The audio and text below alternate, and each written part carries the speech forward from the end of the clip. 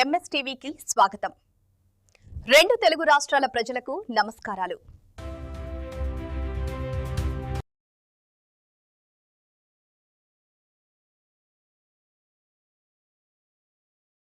Welcome to MS media.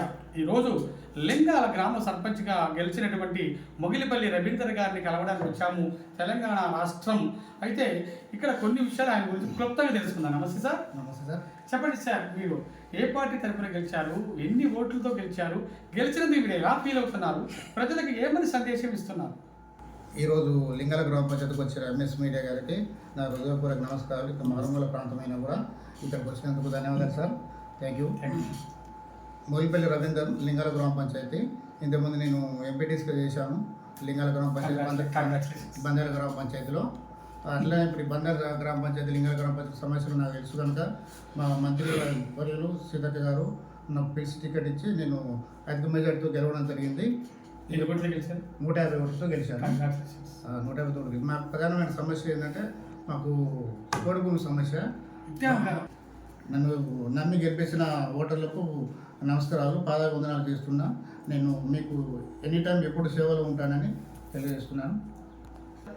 Okay sir, మరి గెలిచిన తర్వాత మనకి మీ గ్రామానికి ఇప్పటి వరకు ఎటువంటి అభివృద్ధి కార్యక్రమాలు చేశారు, ఇంకా ముందు ఎటువంటి కార్యక్రమాలు చేయబోతున్నారు? మంత్రి గారికి సీసీ రోడ్లు కానీ, సైడ్ డ్రైనేజీలు కానీ, ఇతర అన్నిటి మీద కూడా మొత్తం మంత్రి గారికి మేము రాతపూర్వకంగా లెటర్ పడి మీరు రాసేయడం జరుగుతుంది. అవి రేపు మాకు శాంక్షన్ అవుతాయి. శాంక్షన్ కావాలని పనులన్నీ కూడా మొదలు పెడతాము. ఇప్పుడు సీసీ రోడ్లు కానీ, డ్రైనేజీలు కానీ, అట్లాగే మొదలుకుంటే మళ్ళీ పిన్షన్లు కూడా, డబుల్ బెడ్రూమ్ కూడా అన్నీ కూడా మేము శాంక్షన్లో ఇచ్చినాము. అవి ఇవాళ రేపు మాకు శాంక్షన్ వస్తాయి. రాగానే అవి స్టార్ట్ చేపిస్తాం.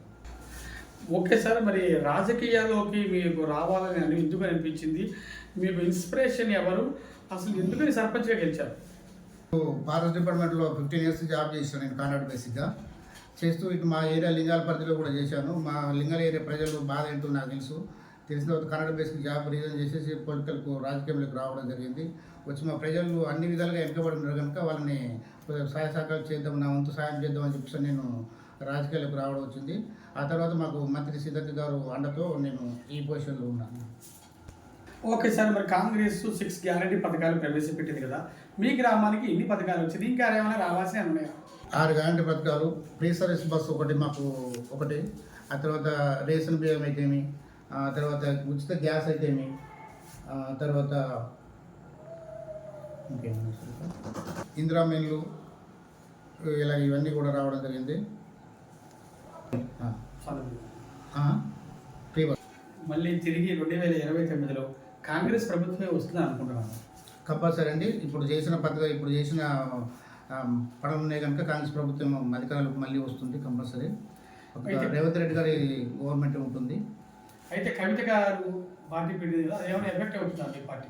లేదండి, వాళ్ళ నాన్న కేసీఆర్ తట్టుకోలేకపోయాడు రేవంత్ రెడ్డి గారి కాంగ్రెస్ ప్రభుత్వం మీద. వాళ్ళ బిడ్డ ఏం తట్టుకుంటుందండి? ఇప్పటి వరకు మొగిలిపల్లి రవీందర్ గారు లింగాల సర్పంచ్ చాలా చక్కగా అద్భుతంగా చెప్పారు. ఆయన ఫారెస్ట్ ఆఫీసర్గా చేసి నా యొక్క ప్రజల మరి కోరికలు తీర్చడానికి, వాళ్ళ సమస్యలు తీర్చడానికి నేను ప్రజాసేవకే వచ్చానని నిశ్చితంగా చెప్తున్నారు. ఇది ఆదర్శ గ్రామంగా మారాలని కూడా మా టీవీ తరఫున, మా ఎంఎస్ మీడియా తరఫున కూడా మేము కోరుకుంటున్నాం. Congratulations for what you welcome. Thank you MS media. ప్రతి చోట ప్రజల మాట. గ్రామానికి కొన్ని సంవత్సరాలుగా మీరు ఇప్పుడు వరకు పడుతున్నటువంటి సమస్య ఏంటి? బలమైన సమస్య అది ప్రజలకు, అధికారులకు మీరు ఏం చెప్పబోతున్నారు? ముందుగా నేను ఫారెస్ట్ డిపార్ట్మెంట్ తెలియజేయలేదు ఏంటంటే, మాకు ఆకాశపైరి మొక్కజొన్న ఒకటే. మాకు ఆ మొక్కజొన్న మీద ఆధారపడి జీవించడం జరుగుతుంది. ఒకటేంటంటే మాకు బోర్లు వేసుకోవడానికి కూడా ఫారెస్ట్ డిపార్ట్మెంట్ పర్మిషన్ ఇవ్వట్లేదు. అది మంత్రి గారి దృష్టి కూడా తీసుకువెళ్ళినాం. అది మేము ఒకవేళ ఫారెస్ట్ డిపార్ట్మెంట్ మాకు ఇచ్చేసి మాకు బోర్లు వేపించి అట్లా బోర్లో వేయడానికి పర్మిషన్ ఇస్తే బాగుంటుందని చెప్పి కోరుకుంటున్నాను. రీసెంట్లీ ఒక 15 రోజుల కింద మేము మా లింగాల గ్రామ పంచాయతీలో పెళ్లి వాగం ఉంటుంది, దానికి లిఫ్టిగేషన్ లెటర్ ప్యాడ్ రాసి మంత్రి గారి దృష్టికి తీసుకువెళ్ళడం జరిగింది.